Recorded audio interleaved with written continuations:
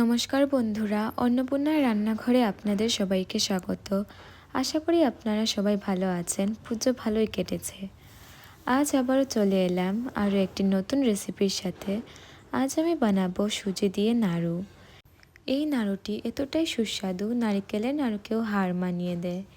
তাহলে বন্ধুরা আর কোনো কথা না বাড়িয়ে ভিডিওটি শুরু করা যাক। সুজির নাড়ু বানানোর জন্য আমি এখানে একটি কড়াই বসিয়ে এর মধ্যে দিয়ে দিচ্ছি 2 চামচ ঘি। ঘিটাকে অল্প নাড়াচাড়া করে এখানে দিয়ে দিচ্ছি 1 বাটি সুজি। গ্যাসের ফ্লেম কমিয়ে সুজিটাকে এইভাবে ঘিয়ের সাথে কিছুক্ষণ ভাজবো। সুজিটাকে ভাজার সময় খেয়াল রাখতে হবে যাতে বেশি লাল না হয়ে যায়। সুজিটাকে কন্টিনিউ এভাবে নাড়াচাড়া করতে হবে। দেখুন বন্ধুরা, আমার সুজিটা ভাজা হয়ে গেছে।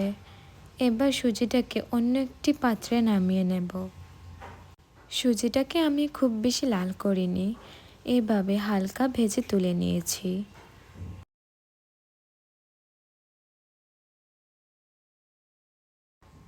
এবার একটি কড়াই বসিয়ে এর মধ্যে দিয়ে দিচ্ছি 1 বাটি দুধ।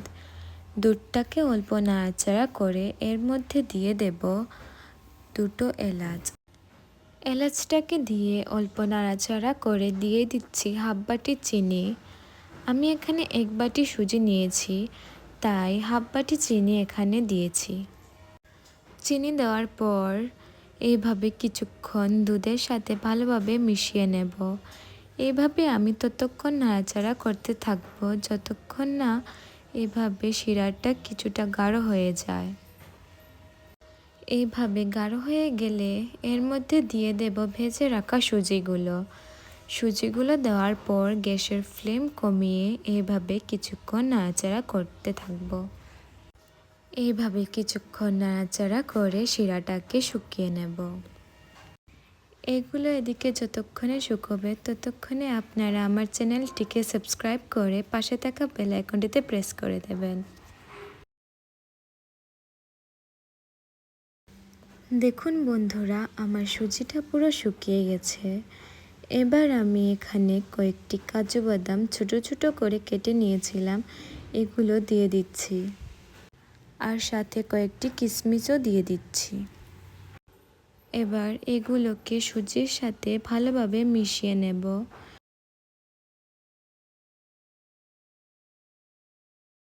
মেশানো হয়ে গেছে। এবার একটি প্লেটে সুজিটাকে নামিয়ে নেব।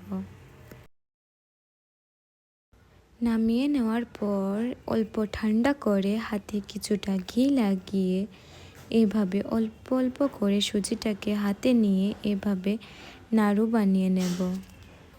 সুজিগুলোকে এভাবে আমি চেপে চেপে গোল করে নাড়ু বানিয়ে নেব। এভাবে আমি এক এক করে সবকটা নাড়ু বানিয়ে নেব। দেখুন বন্ধুরা, সুজির নাড়ুগুলো পুরো তৈরি হয়ে গেছে। এগুলো দেখতে যতটা সুন্দর হয়েছে, খেতেও অনেক সুস্বাদু হয়। তো বন্ধুরা, আমার রেসিপিটি যদি আপনাদের ভালো লেগে থাকে তাহলে আমার ভিডিওটিতে লাইক কমেন্ট শেয়ার করে পাশে থাকা বেল আইকনটিতে প্রেস করবেন। আর নতুন নতুন রান্নার রেসিপির জন্য আমার চ্যানেলটি সাবস্ক্রাইব করবেন। তাহলে বন্ধুরা, ভিডিওটি এখানেই শেষ করছি। আবারও দেখা হচ্ছে আরও একটি নতুন ভিডিওতে একটি নতুন রেসিপির সাথে।